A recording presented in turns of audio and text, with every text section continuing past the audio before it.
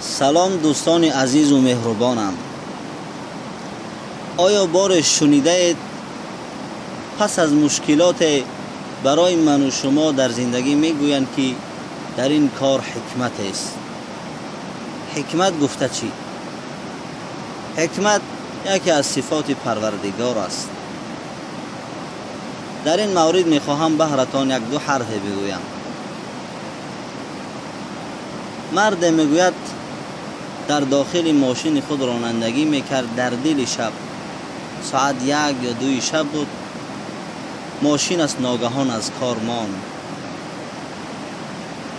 میگوید در این حال بسیار خشمگین شد و به الله خود شکایت کردن را آغاز کرد.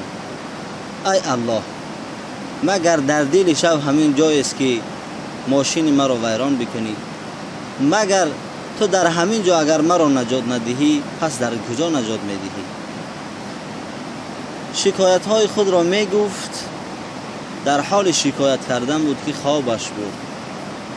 و سحر بر وقتی که روز شد از خواب بیدار شد و از ماشینش خارج شد و به گرد و اطراف ماشین نظر میکرد و بسیار افسوس بود. از سخنانی که شب گفته بود بسیار تأسف، بسیار خجالت زده شد. به چه خاطر؟